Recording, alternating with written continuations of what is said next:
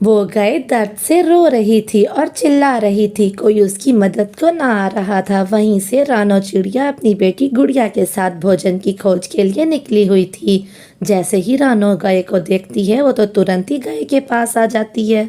अच्छा, तो इस गाय के पैर में कांटा लगा है, मैं अभी निकाल देती हूँ। गाय, आप फिक्र ना करें, मैं आपका कांटा अभी निकाल देती हूँ, आपका दर्द बिल्कुल ठीक हो जाएगा। फिर रानो चिड़िया उसके पैर में से कांटा निकाल देती है। प्यारी गाय, आप हमारे साथ हमारे घर चले, मैं आपकी बहुत सेवा करूंगी। हाँ गुड़िया बेटी, हम इस गाय को अपने साथ ले चलते हैं। मुझे लगता है इस गाय का कोई भी नहीं है। मम्मा, मैं इस गाय की बहुत सेवा किया करूंगी।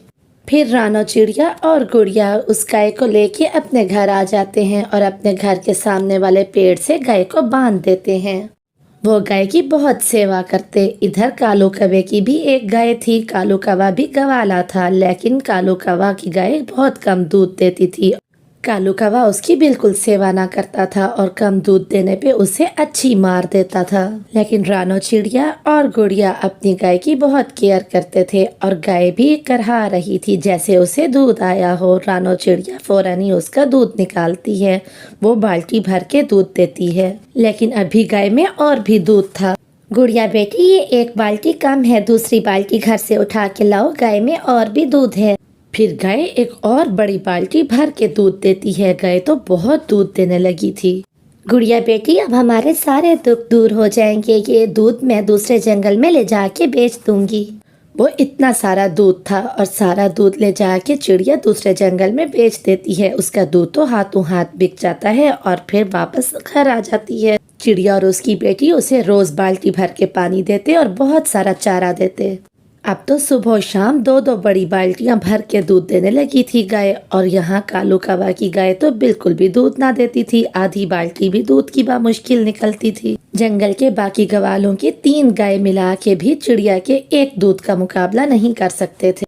गुस्से में आके कालू कौवा गाय को बहुत पीटता था। वहीं से चिड़िया गुजर रही थी तो वो तुरंत ही कालू कौवे के पास आ जाती है। अरे कालू भैया, बस कर दें, ये क्या कर रहे हैं आप? बेजबान जानवर को पीटना अच्छा नहीं है। तुम ऐसा कह सकती हो, तुम्हारी गाय कई कई बाल्टियां भर भर के जो दूध देती है। ऐसा नहीं है कालू भैया, ऐसा नहीं है। मेरी गाय भी वैसे ही दूध देती है जैसे आप लोगों की गाय देती है। फर्क इतना है कि मैं उसकी केयर करती हूँ। मैं उसे चारा वक्त पे देती हूँ और पानी भी देती हूँ। देखो तो, आपने तो सूखी हुई घास रखी है उसके सामने, उसे ताज़ा चारा दीजिए। बस बस, मैं यहाँ पे तुम्हारा ज्ञान सुनने के लिए नहीं बैठा। अगर तुम्हारा आज का ज्ञान खत्म हो गया हो तो मुझे काम पे जाना है। कालू कौवा तो वहाँ से गुस्से में उड़ के चला जाता है। वो अपने काम पर चला जाता है। इधर चिड़िया गाय से कहती है, दुखी मत हो प्यारी गाय, अगर मेरे पास पैसे होते तो मैं आपको कालू कौवे से खरीद लेती, लेकिन मेरे पास अभी इतने पैसे नहीं हैं। आप ये हरी हरी घास खाओ। फिर चिड़िया उसे थोड़ी सी हरी घास देती है और गाय खुश होकर घास खाने लगती। अगले रोज चिड़िया रोज की तरह अपना दूध बेचने जाती है। अरे रानो बच्ची, आ गई तुम? कल क्यों नहीं आई थी? सब खैर थी ना? बस माँ जी, वो गुड़िया की थोड़ी तबीयत ठीक नहीं थी, उसे चक्कर हो रहे थे, इसलिए मैं कल का दिन नहीं आई। आप सुनाएं, कैसी हैं आप? मैं तो बिल्कुल ठीक हूँ। बस क्या कहूँ बेटी, तुम्हारे दूध के सिवा अब किसी का दूध अच्छा ही नहीं लगता।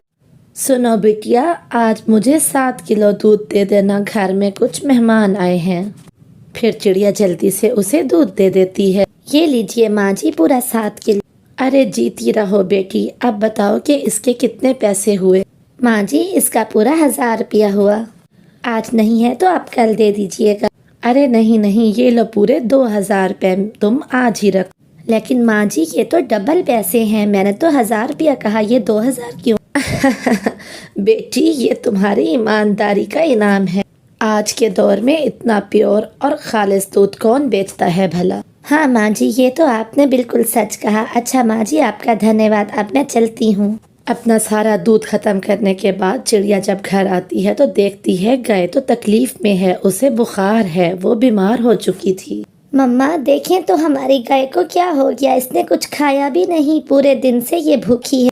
आप फिक्र ना करें गुड़िया बेटी, आप यहीं रुके, मैं अभी जाती हूँ और डॉक्टर साहब को बुला के आती हूँ। बस फिर क्या था, रानो चिड़िया देर ना करते हुए डॉक्टर के पास जाती है।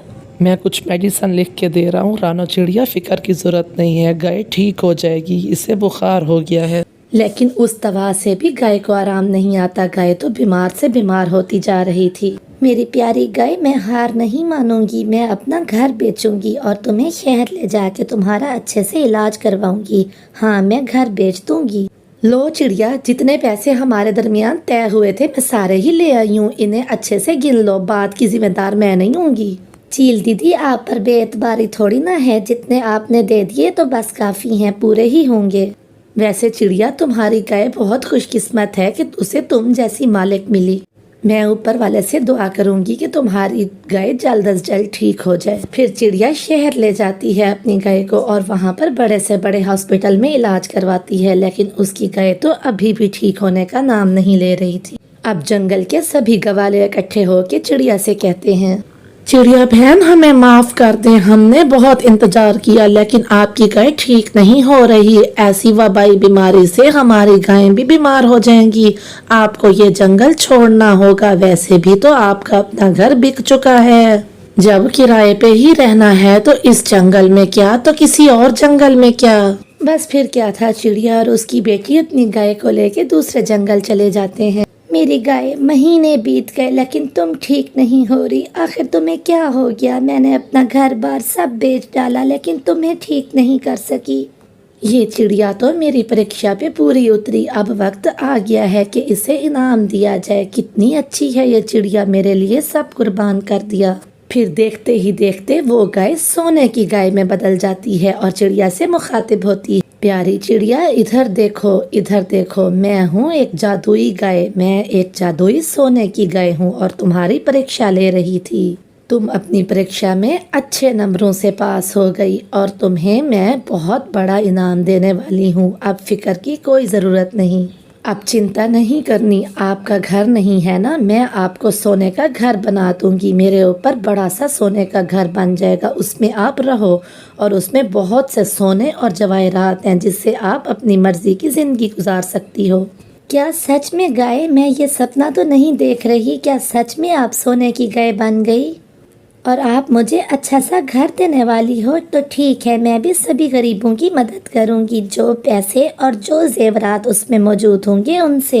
फिर देखते ही देखते उस गाय पे एक बड़ा सोने का घर बन जाता है और उस घर के अंदर तो बहुत सी अशरफियां, हीरे और जवाहरात होते हैं। चिड़िया एक नेक दिल पक्षी थी, इसलिए वो उन सोने से और उन जवाहरात से सभी गरीब पक्षियों की मदद करती है। अब ये ऊंट मेरे ऊपर बोझ के सिवा और कुछ भी नहीं, मैं इसे बेच दूंगा। मैंने इसे अपनी औलाद की तरह से पाला है, मुझे ये बहुत प्यारा है, आप इसे मत बेचिए।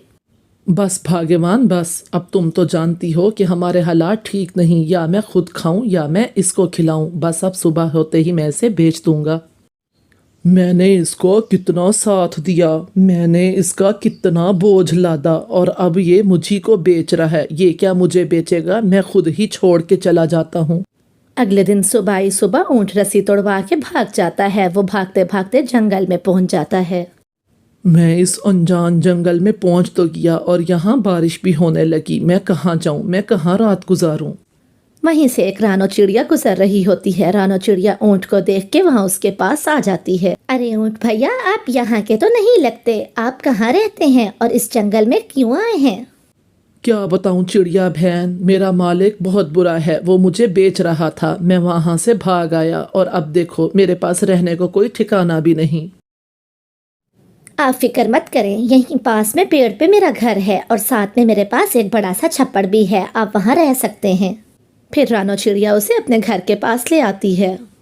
ये देखिए ऊंट भैया, ये मेरा घर है। जो दरख्त के ऊपर है वो मेरा घर है और जो ये पास में है ये एक झोंपड़ है, ये भी मेरा ही है। ये खाली झोंपड़ है, आप इसमें आराम से रह सकते हैं। इस तरह से आप बारिश से भी बच जाएंगे। फिर चिड़िया अपना और ऊंट का भोजन लेने के लिए चली जाती है। थोड़ी देर बाद वो भोजन से भरी हुई टोकरी वापस लेके आती है। चलो अच्छा हुआ, दिन भी गुजर गया और ऊंट भैया के लिए भी भोजन ले आई, अपने लिए भी ले आई। अब सो जाती हूँ। सुबह हो जाती है, रात बीत जाती है। गोरी कवि रानो चिड़िया के घर आती है। रानो चिड़िया के घर आते समय उसकी नजर ऊंट पे पड़ती है। चिड़िया चिड़िया, ये तुम्हारे घर के बाहर ऊंट कौन है? गौरी बहन वो इस जंगल में नए हैं और वो कि अपने मालिक से बच के यहाँ पर आए हैं। मैंने उन्हें अपने पास रहने की जगह दी है। अच्छा चलो तुम संभालो अपने इस ऊँट को, मैं तो चली घर, कालू मेरा इंतजार कर रहा होगा। ऐसा कहते हुए गोरी कभी वहाँ से वापस अपने घर चली जाती है। कालू, ये सारी बात सुनने के बाद क्या तुम्हारे दिमाग में भी कोई खराफाती आइडिया आ रहा है जो मेरे दिमाग में आ रहा है? हाँ गोरी, मैं तो ये सोच रहा था कि आज ही हम उसे भिला पुसला के अपने घर ले आते हैं और फिर उसके मालिक से मुंह मांगी कीमत मांगेंगे उसे लौटाने के लिए। अरे वाह, अब पता चला ना कि तुम मेरे पति हो, गौरी कवि के पति। हाँ चलो हम ऐसे ही करते हैं। फिर वो दोनों बहुत सी मिठाई और भोजन लेके ऊँट के पास जाते हैं। चिड़िया भोजन की खोज को गई होती है और ऊँट के पास वो दोनों आके बैठ जाते हैं। ऊँट भैया, हम चिड़िया के दोस्त हैं और ये मिठाई हमें चिड़िया ने दे के भेजी है तुम्हारे लिए। हाँ ऊँट भैया, चिड़िया ने ये कहा है कि जल्दी से मिठाई खा के मेरे पास आ जाओ, वो मुसीबत में है। क्या क्या कहा तुमने? चिड़िया मुसीबत में है? मेरी दोस्त मुसीबत में है, मुझे ले चलो। हाँ हाँ ऊँट भैया, हम भी तो तुम्हें इसीलिए कहने आए हैं कि जल्दी चलो। बस फिर क्या था, ऊँट उन दोनों के पीछे पीछे चलने लगता है और वो दोनों शैतान कवे अपने घर में ले आके ऊँट को बांध देते हैं। हा हा हा, अब तुम यहीं रहोगे हमारे कैदी बन के। अरे मेरे क्या नसीब हैं, अगर वहाँ किसान से बचा तो यहाँ पर आके इन शैतान कवों के हाथ लग गया। मैं कहाँ जाऊँ? इधर किसान को भी अपने किए पे बहुत पछतावा होता है। वो भी मारा मारा ढूंढने लगता है। वो ऊँट को ढूंढते ढूंढते जंगल में आ जाता है और जंगल में खोज करते करते वो चिड़िया के घर तक पहुंच जाता है। चिड़िया, क्या तुमने यहाँ पर किसी ऊँट को देखा है? हाँ, मैंने उस ऊँट को देखा है, लेकिन मैं तुम्हें उसका पता क्यों बताऊं? तुम बुरे इंसान हो। तुम ऊँट भैया को बेच देना चाहते थे, इसीलिए वो वहाँ से निकल गया। वो मेरे पास आया था। हाँ चिड़िया, मुझे अपने किए का बहुत पछतावा है। अब मैं ऊँट को बहुत प्यार से रखूंगा, मुझे उसके पास ले चलो। अगर तुम्हें सच्ची में ही पछतावा है तो चलो मेरे साथ। शैतान कवों ने उसे बंदी बना लिया है। फिर चिड़िया किसान को ऊँट के पास ले आती है। ऊँट भैया देखिए तो कौन आया है। सुबह का भूला जब शाम को घर आ जाए तो उसे भूला नहीं कहते। मेरा बच्चा, मैं तेरे से बहुत शर्मिंदा हूँ। आइंदा के बाद मैं तुझे बहुत खुश रखूंगा। अब मुझे माफ कर दे और चल अपने घर चल। कालू और गौरी भी आवाजें सुन के बाहर आ जाते हैं। इससे पहले कि वो कुछ बोलते, चिड़िया उनसे कहती है, दुष्ट और चोर कवो, तुम क्यों चुरा के ले गए थे ऊँट भैया को मेरे घर पर से? अब उनका मालिक आ गया है। इससे पहले कि वो कुछ बोलते, किसान जोर जोर से उन्हें लाते मारता है। अये अये कालू कालू, मेरी पीठ टूट गई, मैं क्या करूँ? हाय, और मेरा पंख टूट गया। फिर ऊँट और उनके मालिक खुशी खुशी रहने लगते हैं।